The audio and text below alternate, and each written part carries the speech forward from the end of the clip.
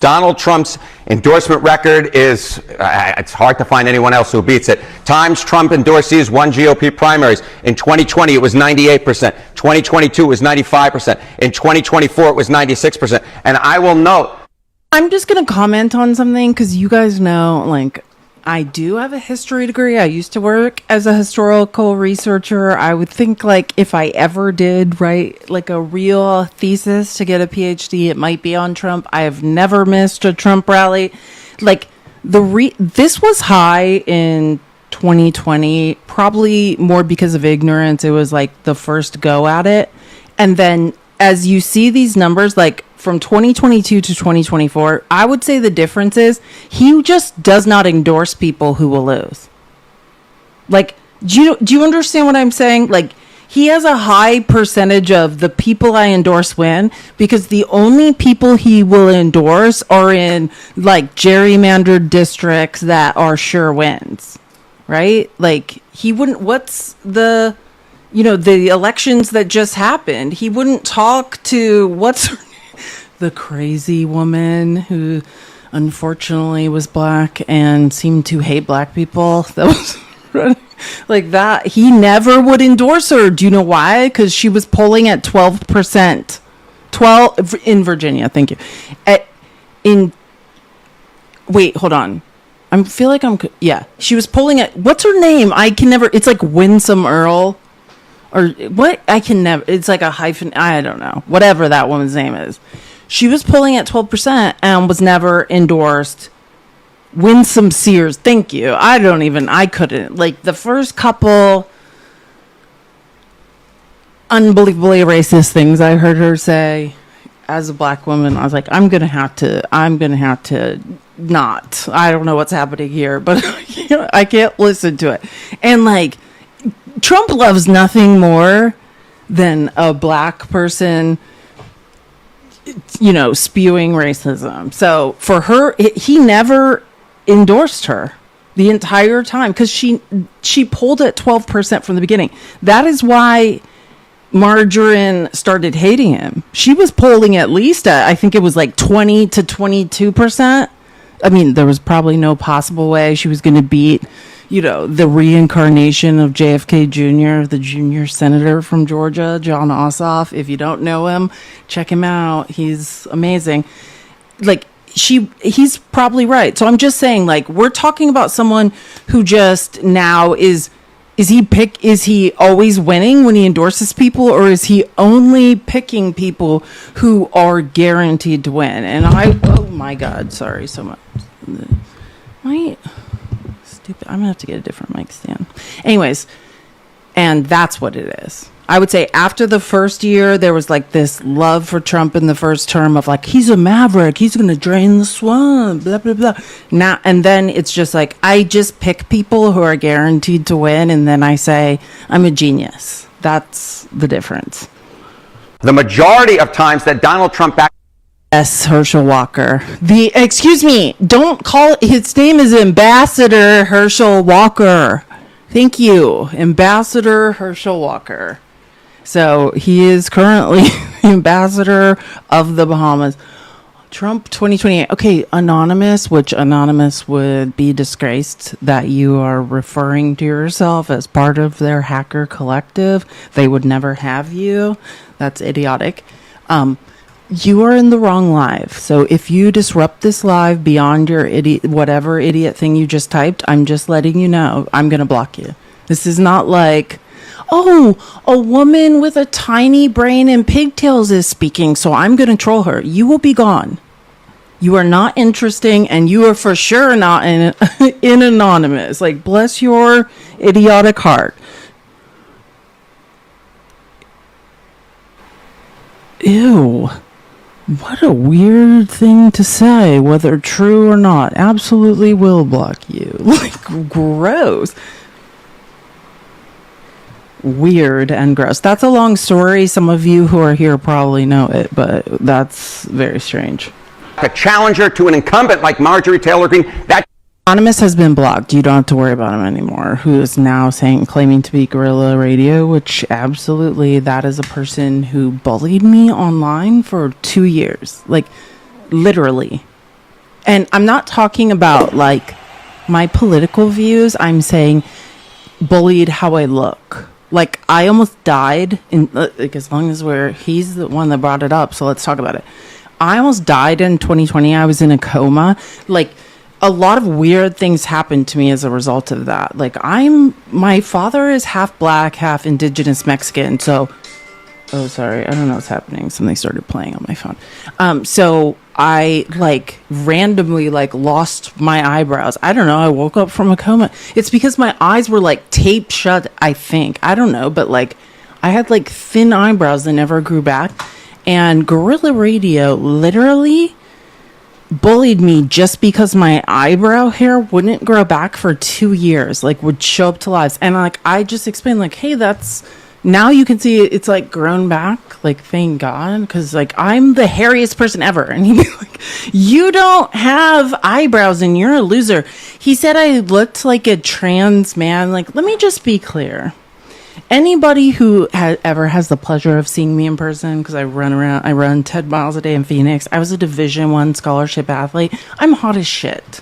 So and here's the thing, I would never claim in my life, because I watch a lot of documentaries about trans people, they're much hotter than me. I can't do my makeup like a trans person can. I know, like, I look like garbage compared to trans women. Literally. Like, I look like someone who was pulled out of a dumpster. So, but for some reason, to Republican men, calling me trans is an insult. Actually, that's a compliment. It's an insult to trans women who can do their makeup and are, as we say, beat to the gods. I literally look horrible compared to them. I already know that. I don't know how to do makeup. I don't know how to do my hair. That's why it's always in braids. Not because I'm trying to look like a child, but because my hair is very curly and I had a white narcissistic mother who just kept telling me I was white. And I was like, well, kids at school keep saying I'm not white. And they keep calling me Piglet, but with an N. That was my nickname. And I was like, something is wrong. They say something's wrong with my hair and I need to fix it. And my mom would be like, you're white like me and like your grandfather, which I was very clearly not. I come from a very strange, one half of my family are racist and the other half are not white. So to terrorize me like Guerrilla Radio did and literally pick on my appearance, that's why I'm so sensitive. Anytime someone comes in live and like picks at my appearance, like don't comment on people's appearances. It's rude. And if anyone knows what he looks like, the answer is garbage. Literal garbage. And to terrorize me about what I look like whilst you look like a bag of hot garbage is brave. And that's the weird thing about MAGA men who are constantly terrorizing gorgeous trans women about their look. Like, you guys are mad because you're attracted to trans women. And if I one day can do my makeup and look as pretty as a trans woman, that is my goal. Like, literally, I hope one day I could actually look that good. You guys are mad because you guys are attracted to them. And then you're like, now I gotta be mad because like I'm physically attracted. Just accept it. It's okay. They're beautiful. Get over it. And then like stop acting like it's an insult to say I look like I'm trans. Like, that's not an insult. That's an aspiration. And it's also an insult to the people, the trans women everywhere who can do their makeup. So, again, Gorilla, please, lest I have to next time put up a picture of you. You don't want people seeing what you look like.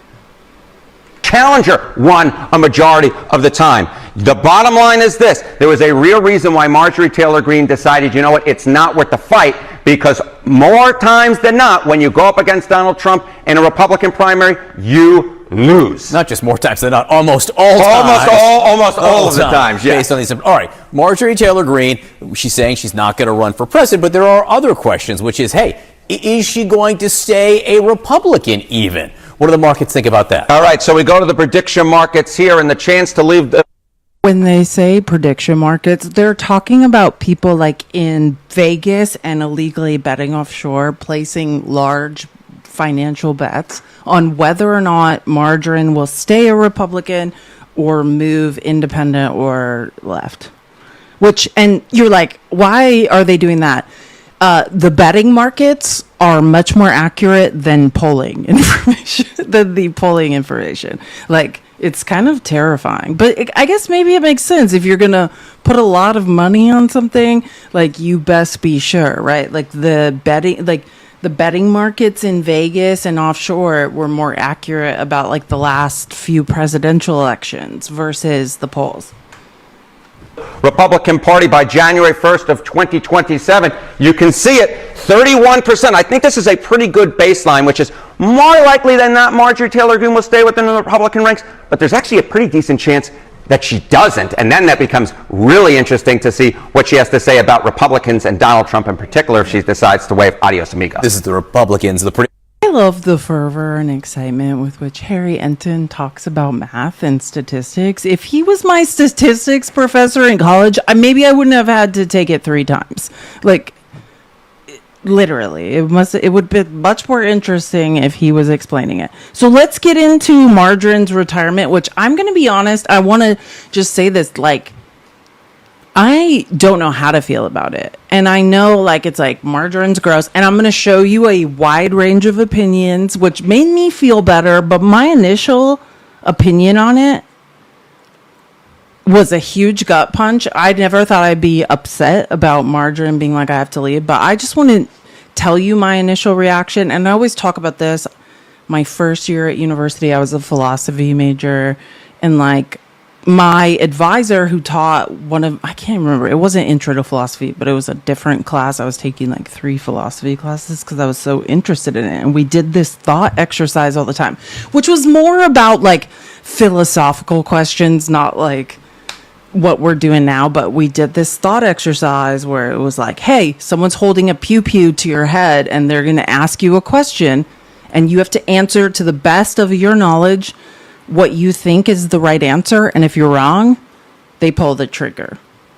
And I always think about that because it's like there's a lot of things we will never know for sure, but like, yeah, I think it's a good litmus test of how, like, to ask yourself, what do you truly believe at risk of like, hey, you guess wrong, you're no longer with us. What do you believe to the best of your knowledge is the right answer? And if you ask me with a pew-pew held to my head, if you guess wrong, like, we pull the trigger, do you believe that Margarine left Congress of her own volition? MAGA, you're going to have to look up volition. You will learn a new word today. Congratulations. My answer would be no. Like, if I think back to the last 2-3 weeks to 2 years, the fervor with which she was fighting, and all of a sudden she's like, I will be leaving now. Goodbye, everyone. To me, my first instinct was Queen's mob boss. Have I not brought this back over and over, this theme? Like, Trump is not a genius, right? He's not inventing new ways to like play this game. He has a very simple game. Medium intelligence, and by medium intelligence I mean extra high low intelligence. Queen's mob boss. That's who Trump is, and that's who he's always been. He gets some dirt on someone and he leverages them with it. And if you talk to me, hey, DJ Bubbles, if you talk to me, like, why do I think one day Margarine's like, I'm fighting with my life? And here's my other thing. Like, the way Margarine was coalescing the stragglers on the right flank, and by the stragglers, I mean, bless Nancy Mace's heart. Like, someone's got to wrangle her and stop her from trying to find trans people in the women's bathroom. Like, it's an exercise in futility, Nancy. Like, you've accused, I think, 7 women now of being trans, and none of them were. So it's getting weird. Like, it's getting super, and that's the most normal of everything Nancy Mace has been up to. And I want you guys to know, because I think a lot of I have actually not shown a lot of how bad Nancy Mace has been in the last month, because I actually think it has to do with her being essayed by her last fiance. So because I'm not sure what's true and what's not, and I can see she is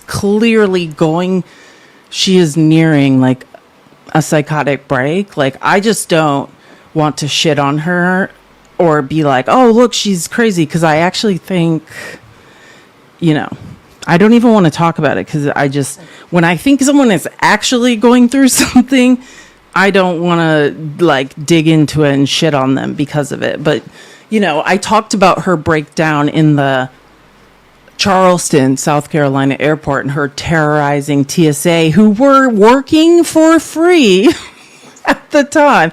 That is inappropriate. I don't care what's happening to you. Don't show up to an airport and terrorize people unnecessarily for whatever, and make up lies about them when the entire experience is on video. That's weird. And then sue them, and then no, thank you. And then lie about Senator Tim Scott, also from South Carolina, that he has to be like, everything Nancy Mace said is a lie. Like, so that I reported on, but there is much more that happened after that is crazy. And I'm just like, I don't feel comfortable, because I've been essayed and I don't know what she's going through, but it's something serious.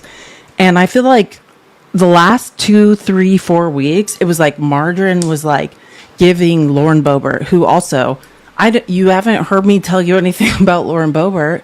Lauren Boebert's been real quiet because her son is going, like, it's not good. And if it's someone's child, or I think someone is going through something serious, like, I'm not going to, like, poke at them while it happens. And the thing I respected about Margarine was she was like getting she was like uniting them, being like, okay, we can all stand up, even though we're being threatened, even though like people are lying about us, even though we're being terrorized by men on the right. They're accusing Nancy Mace about lying about a bunch of SA and other things I'm not going to talk about right now. And it was like Margarine was the loudest, strongest one. I suspect her of lacking empathy. Maybe that's what... No, I'm just kidding. I don't anymore. But I think she was very good for the women on the far right flank. And she was forming this group where they're like, we can do it together. The reason after that creepy backdoor deal was made of like, hey, if you guys let this guy who keeps beating women up just skate by, then we'll have 3 Republicans join with Democrats to quash the Stacey Plaskett censure. And it was Margarine who started posting like, this is effed up. And she coalesced and got Nancy Mace and Lauren Boebert and Anna Paulina Lunatic to stand up. And Nancy Mace brought the censure against Corey Mills, because they are women who have all been like essayed, and they're like, yeah, we're not going to sit here with a guy who keeps beating up women. Like, and Nancy Mace brought up the bill to censure him. And I was like, see, look, Margarine's having a good effect. She's empowering these women, making them believe they can do something finally. And then she folds like a mother effing lawn chair, which I don't know what to think about it. I'll say this. When I saw the news, I was like gut punched, because here's what I believe.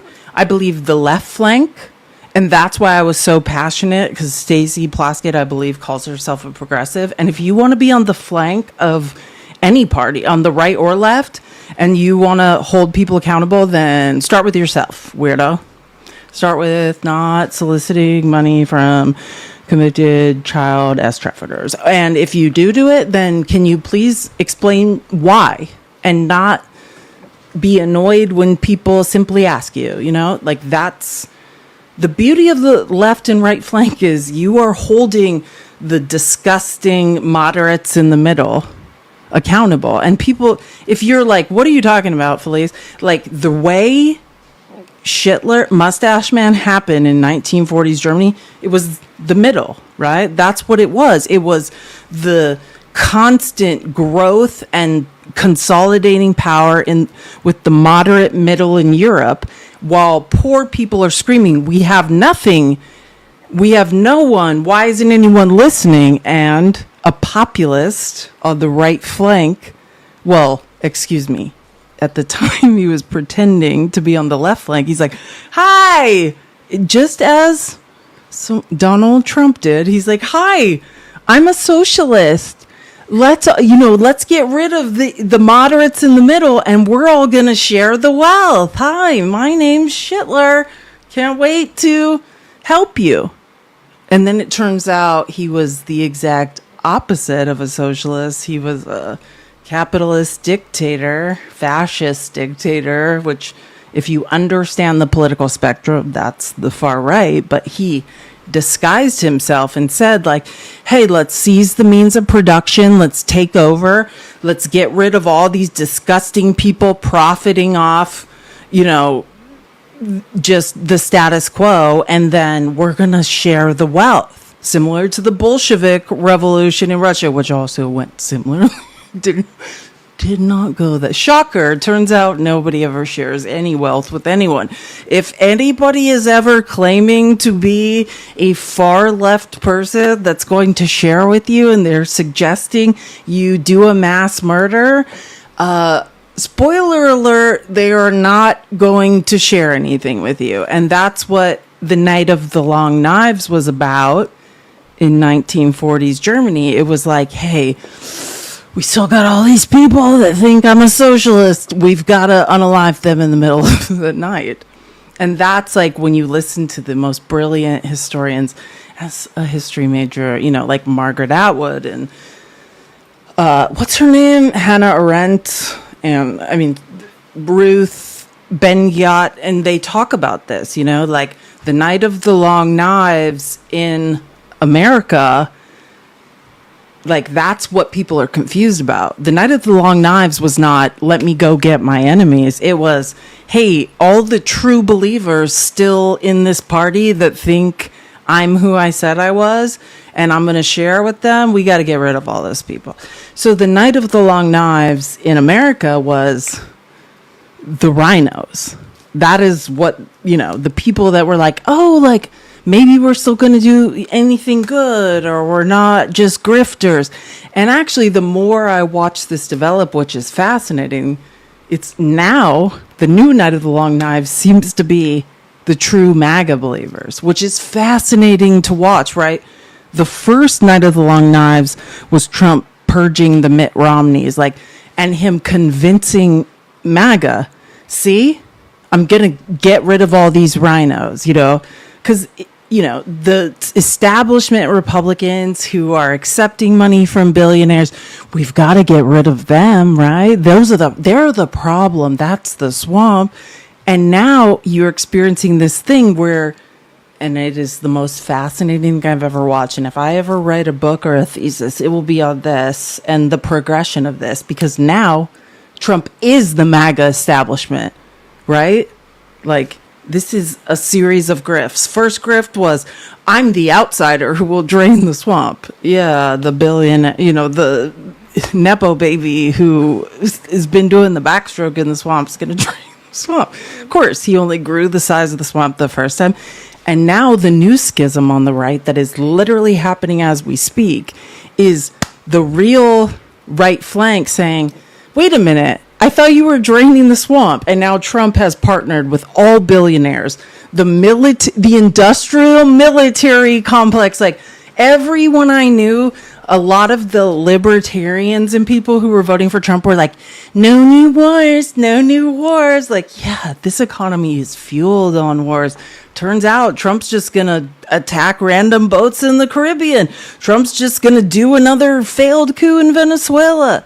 Trump is just attacking people left and right. And the actual far right flank is like, what the do we do about this? And that's the Marjorie Taylor Greene. They're like, wait a minute. I was day one MAGA. Everything you said seems to be different now. Now you're just somebody with $3 billion, holding court at Mar-a-Lago with other billionaires. There's no place for me. Yeah, surprise. Like, he's a pathological liar. And I invite anyone who wants to really understand Donald Trump, because I always talk about my mother is a malignant narcissist, much stronger than him or smarter than him. But you have to understand, like, malignant narcissists, they're not just narcissists.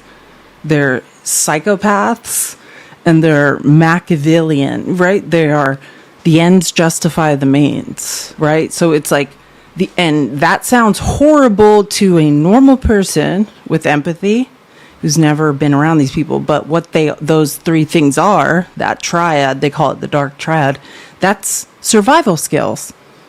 Like when Trump was born, he had to not just become a narcissist, which I know this is why I always say it's different for me. I was raised by a malignant narcissist, so I see it much differently than people who met one of these people in a relationship and were abused by them. They tend to not like to hear, what's actually going on. I'm not saying you weren't abused. I'm not saying you weren't lied to. I'm saying these traits are a defense mechanism. And I would invite anyone who doesn't understand that to read about Trump's father. Trump's father was a monster. And I think actually much smarter than Trump. I've read extensively about him. And Trump's current set of dark triad survival skills is what it took for him to survive as a child. I was just talking with Dolphin about this. It's like I developed a survival skills to survive my childhood, and it's really shitty because I can't turn them off now. And I have to go to therapy twice a week to try to figure out, I was in a life or death situation as a child where I had to do things that are not normal to continue doing as a healthy, normal adult. But the problem with developing these survival skills is they stick with you. Like, you don't know how to stop it. And when it comes to Trump's set, he lacks empathy, which you can't really grow empathy. I could go into very fascinating clinical trials going on at Cornell University, one of the Ivy League schools, with Samuel Kernberg to actually fix a narcissist. But yeah, the problem is their narcissistic defense, their grandiose defense behind that is an infant. Like, Trump is an infant who is a psychopath and a Machiavellian psychopath who's like, the ends justify the means. But essentially, narcissists, and I'm not talking about someone who has narcissistic traits. I'm saying people with narcissistic personality disorder, behind that grandiose shell is an infant. That is the end of their childhood development. That's how early it happened to them. So that's why it's hard to undo them, because at least with the children of narcissists, and I'm not telling you you're this, because it's not, you can be raised by a person with narcissistic personality disorder and come out okay. That's the good news. They usually focus on one kid or whatever that ends up, that's how I ended up, very much more messed up.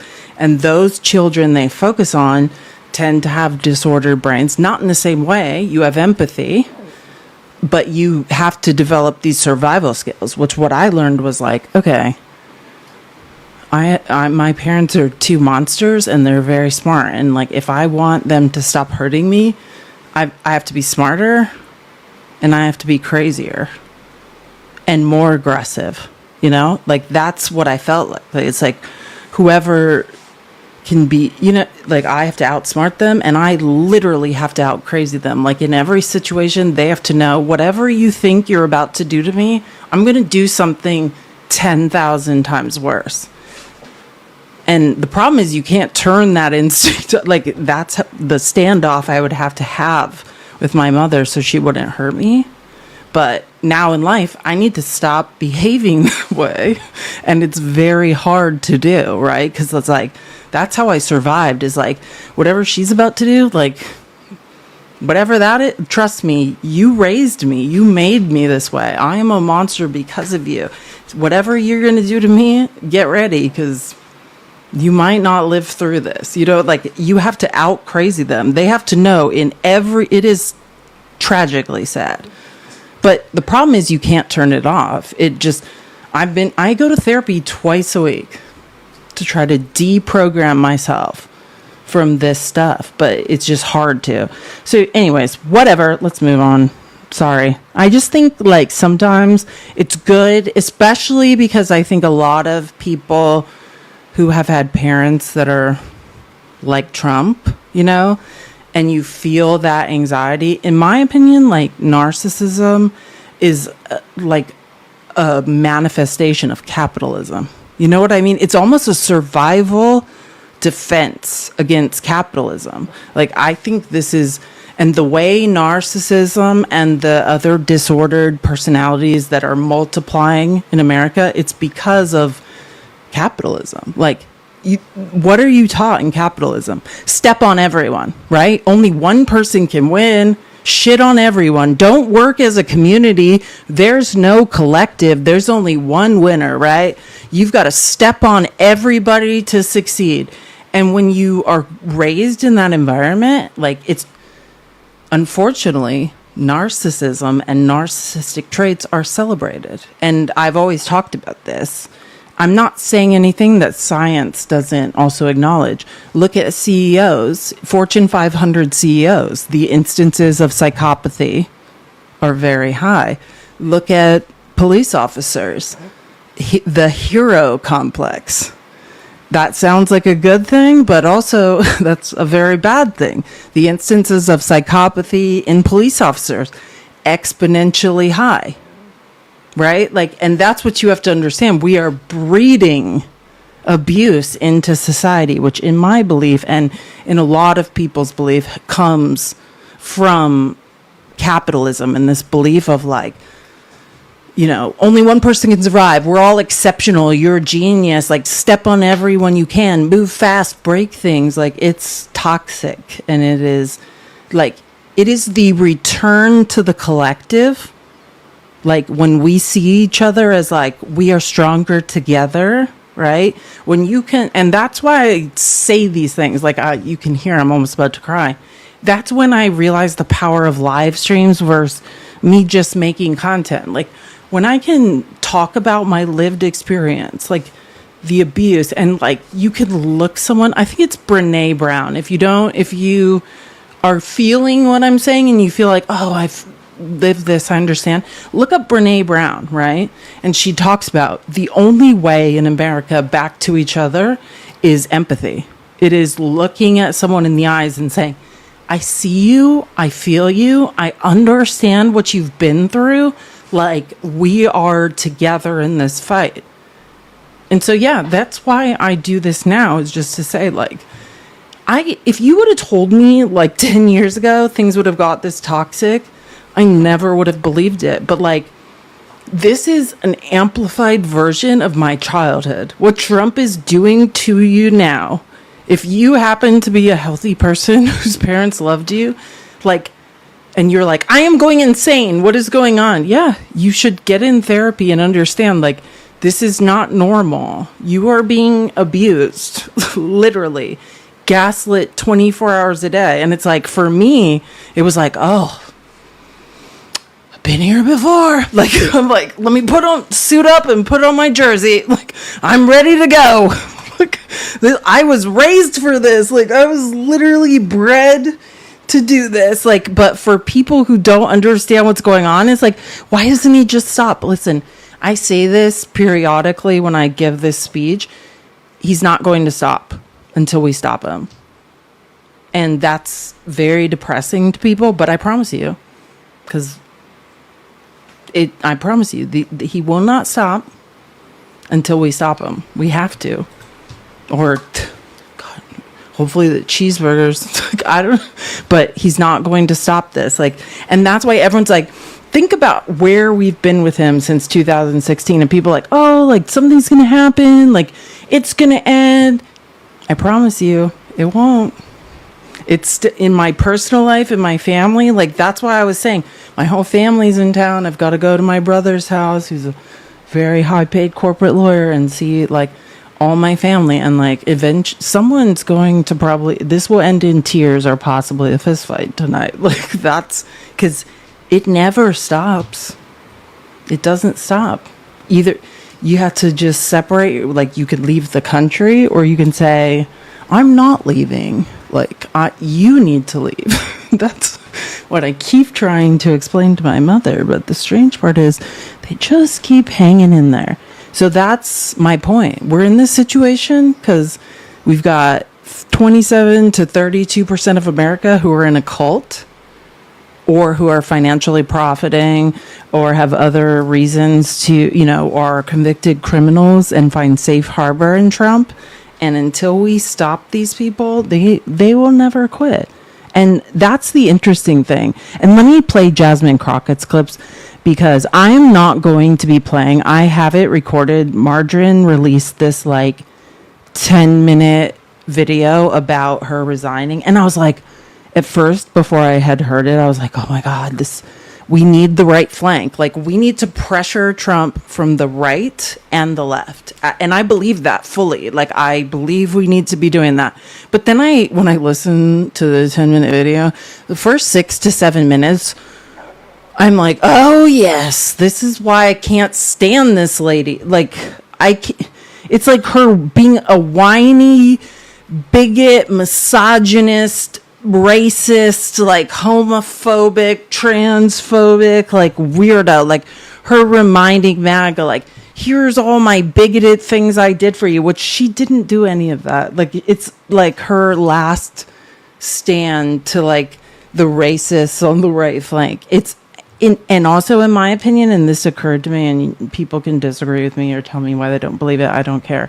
But I also think, shortly, if I had to guess, if Margarine stayed in politics, I might believe she would benefit from the support of the left, and that might be her intention. My worst fear is that she's going to move right, and she's going to have a podcast, and she's going to ally herself with Nick Fuentes, and they are a farther right flank than anyone's ever seen, and super anti-Semitic. And my worst fear is that is where she's going. She's going to make a shitload of money off of a podcast, ally with Nick Fuentes and Tucker Carlson, and be the new right flank.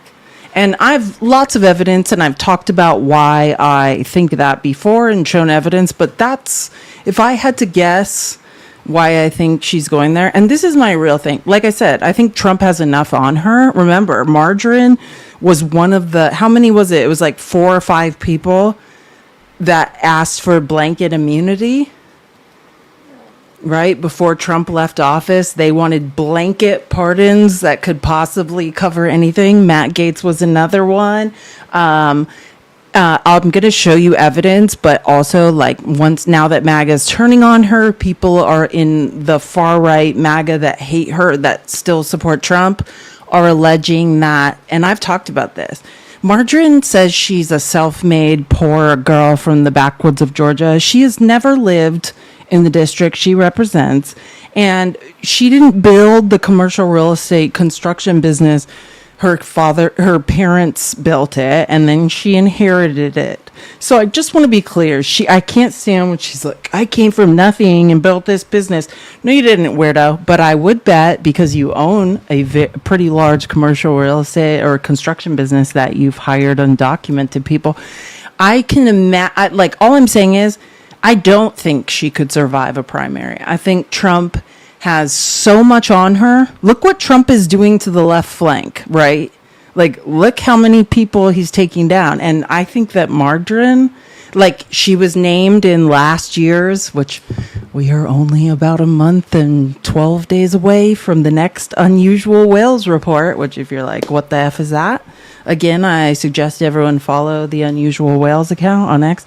It is the annual report that comes out after the first of every year, where it is a comprehensive report of everyone in Congress who's insider trading. she was on the last one. She was on the 2024 report.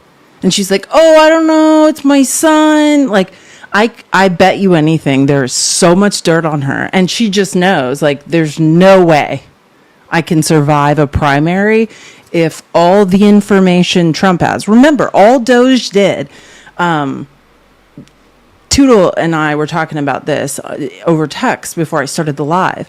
All of the little kids, remember? Did you guys not think it was a little bit strange that Elon Musk went and found 19-year-old children to go exfiltrate all the data on all American citizens illegally and bring it back to him?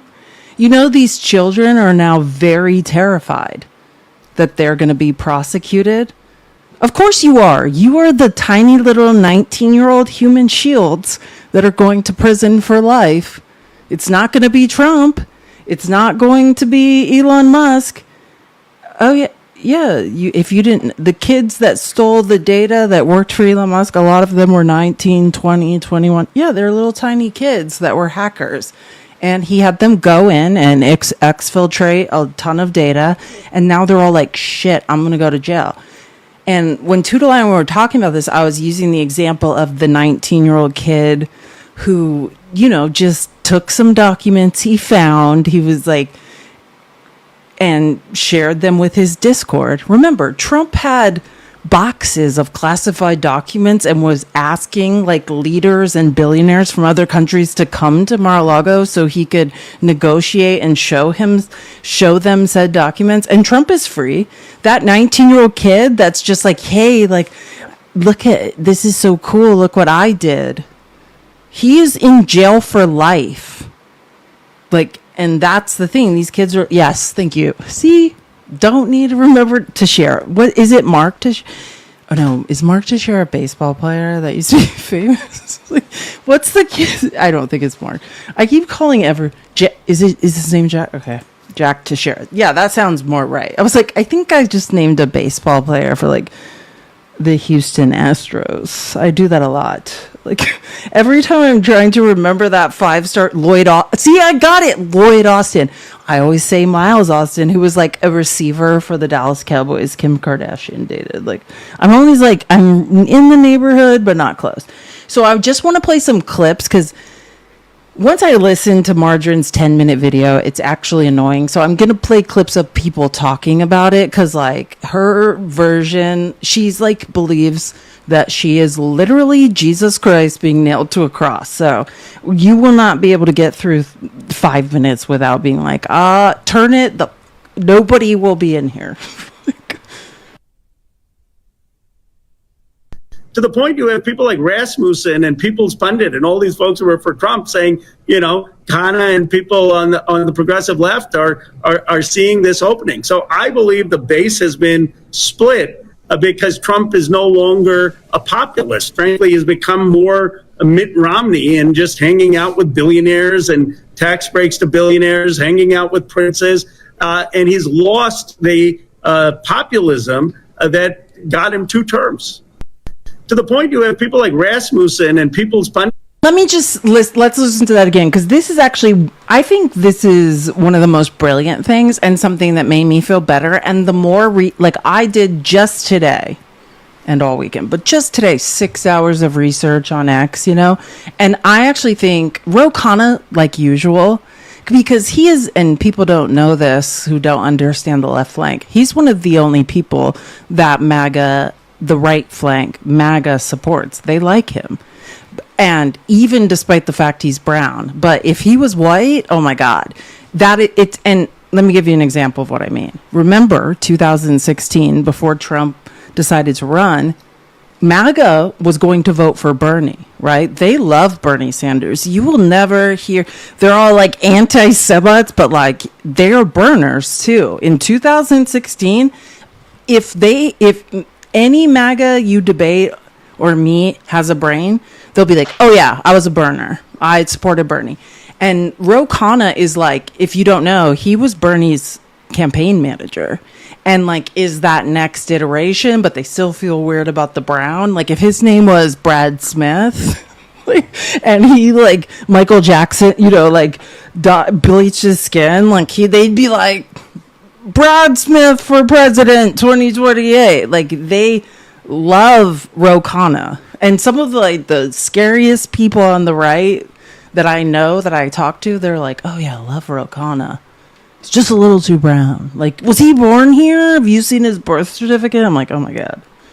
To the point you have people like Rasmussen and People's Pundit and all these folks who are for Trump saying, Khanna and people on the progressive left are seeing this opening. So I believe the base has been split because Trump is no longer a populist. Frankly, he's become more a Mitt Romney and just hanging out with billionaires and tax breaks to billionaires, hanging out with princes, and he's that is exactly what he's nailed it. Like and let me just say, because I know a lot of people don't really know Ro Khanna, or people like, oh, he represents Silicon Valley, like the most billionaires, but he's probably the most progressive person on the left. If you fully understand, he's probably a left libertarian.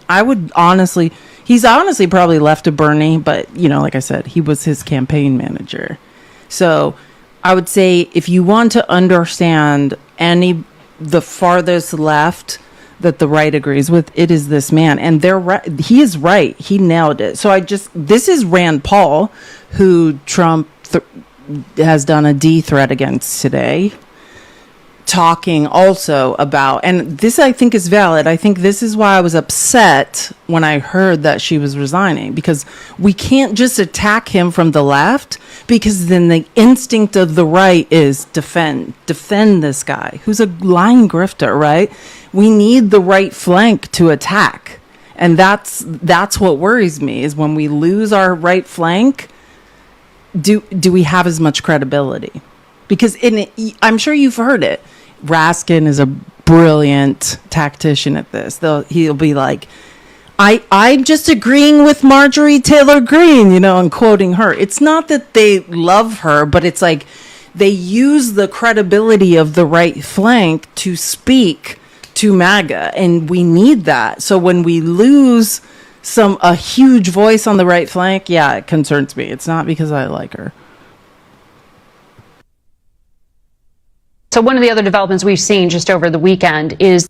Thank you, Zazu. I heard that. I think Dolphin told me that Johnny had Ro Khanna on his live. And I think Steve, Facts Don't Matter, also worked for the Bernie campaign and knows him as well. That Representative Marjorie Taylor Greene, Republican from Georgia, just a staunch supporter for so long of the president, has said she is going to step away because she's paid such a public price for some of her positions. Do you think there is room in your party for disagreeing with President Trump? I think it's important that we have independent voices. So I'm sad to see her voice go away, or potentially go away. I think that she brought up something in the last week or so that was very important. What is the Republican plan for health care? So I've engaged the president on this, and I'm putting forward my own plan. Just 2 weeks, Rand. Don't ask. It was 2 weeks. It was coming out today, and then it was just suddenly 2 weeks again. It's going to be fine.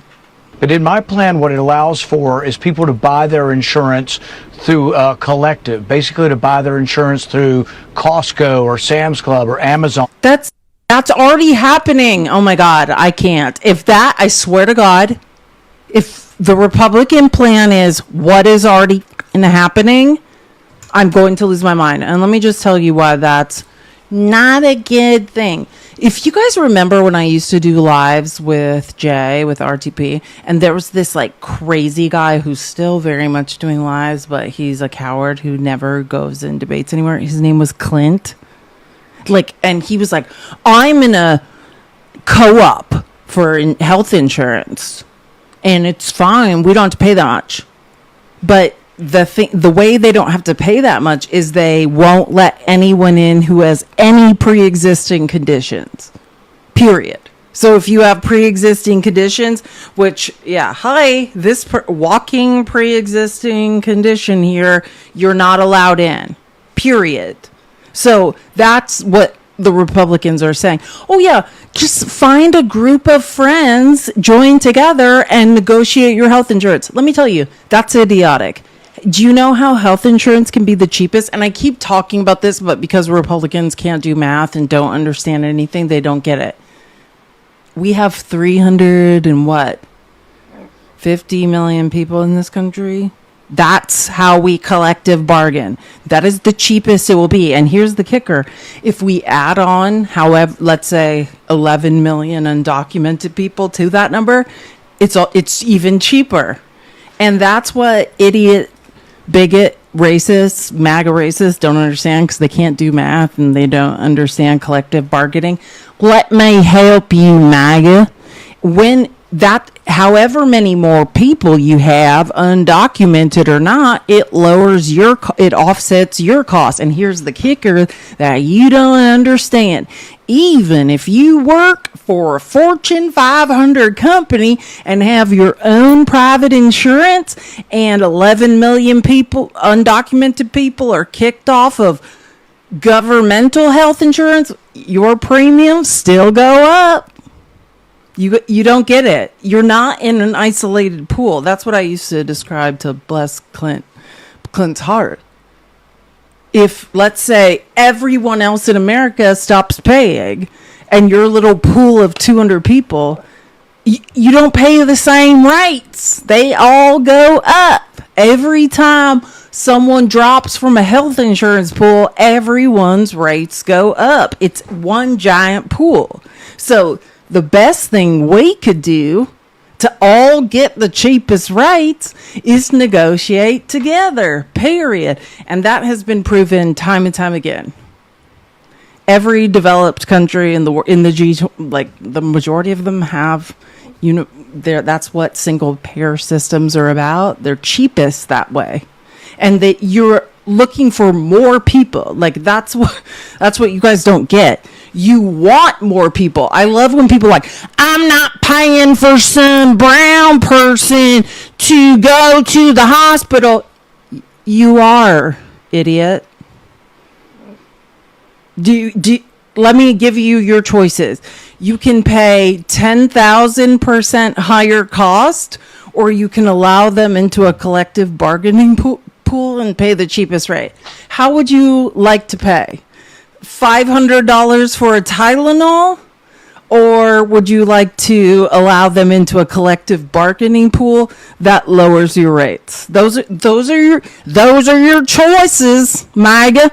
How would you like to pay for brown people going to the hospital?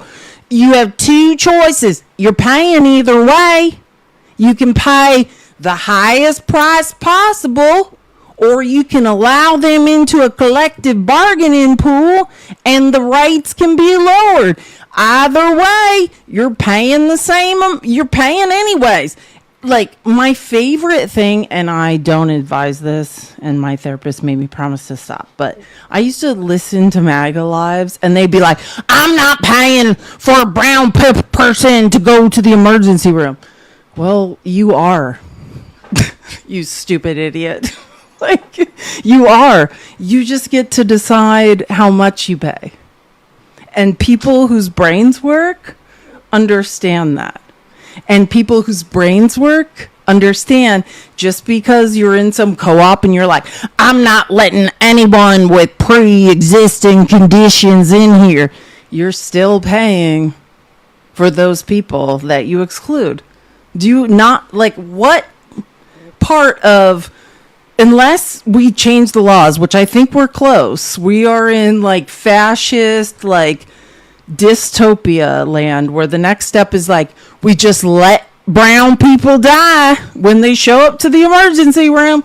That might be the next step. I don't know, but if that's illegal, thanks to HIPAA, do no harm. So you can pay the highest cost for every uninsured person that shows up to the emergency room, or you can be slightly less of an idiot and you can offset that cost with insurance. So anytime you guys tell me what you decide, you guys let me know, but just know every time you say you won't pay for them, you're still paying. Who do you think pays when an undocumented immigrant shows up to a Texas hospital right now? Because they do, like every so many seconds. Who's paying for that? It's you, Bruce, from the backwoods of Texas. It's you. We're just trying to make it cheaper. It's unbelievable that you guys still cannot figure out what's going on. We're all paying anyways.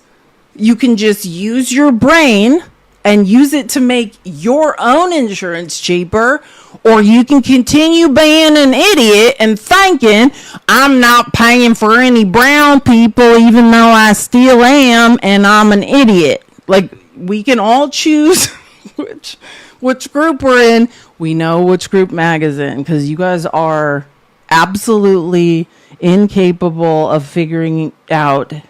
Like I always say, if your life depended on it, MAGA, you would not find your way out of a paper bag. Literally. I will die in this paper bag if I have to pay for a brown person to go to the hospital. Well, you're not going to make it. I don't know what to tell you. So I'm trying to find creative ways to play parts of Marjorie's resignation video without making you suffer through the whole thing, because it is. Okay, listen, the one person tapping the screen, I'm going to eject everyone from this live and then just keep this one person in a private live and present the rest of this to them. Who is the one person still tapping the screen? Thank you to the one person. We're all getting arthritis together. Tap that screen. Let's go. So I found several creative ways to make you not have to listen to all of Margarine while trying to make clear what she was saying. This is a piece from Chris Hayes' live, which, by the way, I need you guys to understand, this is one of the funniest things I've ever heard. And the funniest part is like the last 5 seconds. So you have to listen. You got to hang in there and make sure to listen, because Chris Hayes, I could go into like how much I love this guy. This guy is like a brilliant lawyer. His wife is an even more brilliant lawyer. I love a man who has a more intelligent wife who's even better. And just make sure you listen to the last part, because it's like, now I get it why Asen clipped this. I was like, why is this necessary? Then I was like, oh, brilliant. I have too much self-respect and dignity. I love my family way too much, and I do not. Since when do you have self-respect and dignity? He is a patriot. I think we know he's smarter than all of us. I have too much self-respect and dignity. I love my family way too much, and I do not want my sweet district to have to endure a hurtful and hateful primary against me by the president that we all fought for, only to fight and win my election while Republicans will likely lose the midterms, and in turn be expected to defend the president against impeachment after he hatefully dumped tens of millions of dollars against me and tried to destroy me. It's all so absurd and completely unserious. I refuse to be a battered wife, hoping it all goes away and gets better. If I am... Listen, that line, I understand. Do you know what I'm saying? Like, let me just say something. Everything before that, are you okay? Like, you have put up with, to my count, like 9 days of Trump being mad at you. Like, are you okay? You have hurled hate, and I mean off the back of like billionaires throwing money behind it, creating billion-dollar bot farms to terrorize people, and you laughed while it was happening, like, and you're like, I'm a victim. This woman is, like I said, she's trying to crawl up onto her cross and like nail herself there by herself. I don't know what you're talking about. What I will say is, I do believe, I'm trying to say this right way, in her mind, she is day one. And I think technically she probably, for Trump, and she gave him everything she had. I just don't think she realized the money and the machine behind it. Like, you enjoyed a lot of safety while you were spewing hate. And what you're saying is, when it's not so fun, when it's coming back at you, you quit. Like, and that's unbelievable. Like, I think about, I'm obsessed with Congress, the hate this woman hurled at Jasmine Crockett. And it was racist hate. Like, you are talking about a black woman's hair, like her eyelashes, the way, you know what I'm saying? Like, I'm trying to think of the right way to say this. The money it takes for a black woman to conform to white supremacy and the patriarchy, to look the way white women do. Like, I don't think that people understand. If a black woman wants to get a job, which the most educated cross-section of America are black women, but I'm saying just hair can be $500 a week. And then I can go into eyelashes, makeup. I just think it is delusional, the hate this woman hurled while she looks. That's why the whole bad build butch body thing came out, because you're talking about, first of all, I've seen Jasmine Crockett. She is fucking flawless and beautiful. And you're talking about, the money it takes just for black women to appear in white supremacist Western civilization, to go to a job interview, is exorbitant. You couldn't imagine spending it. So then she would sit there in congressional hearings and attack a black woman who is more educated, more accomplished, looks, I don't think we need to talk about who looks better between Jasmine Crockett, but it's the misunderstanding of just trying to fit into society. Or let me just say that wrong. Not trying, like they need to try, but the money it takes to conform, right? Like, there's this case of this black kid who was expelled from school because his hair wasn't right? Like, I think if you don't understand the money it takes to conform to Western civilization, to then work in, especially like Fortune 500 America, or to go to a job interview, or to work in Congress, then you need to not speak on it. Because I was just saying that, like, I love how white women are like, black women are poor. Bitch, they're spending $500 a week just on their hair. Then let's not talk about their nails. Let's not talk about their lashes. Like, you are poor. You have no idea how much money black women have. Like, it is it's another display of absolute ignorance. Like, period. Like, you could never afford to look as good as black women do. So don't try and don't talk. Cast aside by the president and the MAGA political machine and replaced by neocons, big pharma, big tech, military-industrial war complex, foreign leaders, and the elite donor class that can never, ever relate to real Americans, then many common Americans have been cast aside and replaced as well. There is no plan to save the world or a 4D chess game being played. When common American people realize and understand that the political industrial complex of both parties is ripping this country apart, that not one elected leader like me is able to stop Washington's machine from gradually destroying our country, and instead the reality is that they, common Americans, the people, possess the real power over Washington, then I'll be here by their side to rebuild it.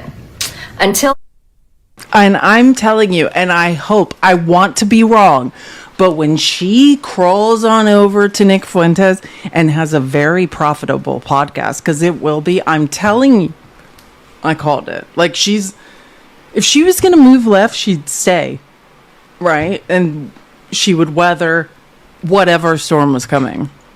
She wants to stay on the right. That's why she left. I'm telling you, it's the same reason Matt Gaetz left. He wasn't going to move right. Creepy podcast for a child as trafficker. Like, I want to be wrong. Let's pray I'm wrong. But again, this woman trying to crawl up on her cross and nail herself to it, nobody is having it, right or left. No one's allowing her to get up there. She's like, she keeps getting knocked down. She's like, I'm getting up there. It's like, shut up and get down. Nobody feels sorry for you. you're not a sympathetic character. You cannot, like, can I please just say, I would love, and maybe this happened, I should have checked, if David Hogg, remember, I will never forget, this woman is chasing a child who almost died in the Parkland pew-pewing and is just trying to, like, cry in front of Congress and being like, I care about my friends and, like, please can we stop this from happening? And she chased a child and terrorized him. And he was like, please just leave me alone, and terrorized him. That's how she got famous. Like, and you're like, here I am. Let me crawl up onto my cross. It's like, get back down. Like, you there's no world in which you are a victim. Like, are you? And this is my thing, and why I think, like, I have a theory. And if you have followed me long enough, you've seen the video of her, not her current boyfriend, who I actually think is much better, but her ex. His name was Perry Green.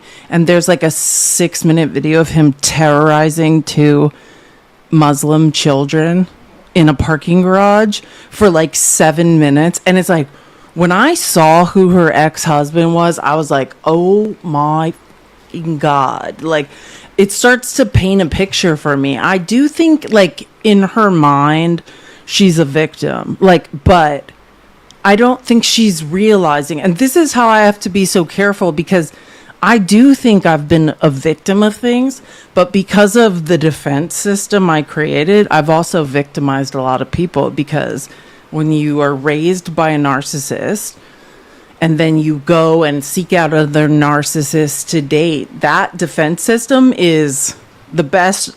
Defense is a good offense. You become an aggressor. You start attacking people.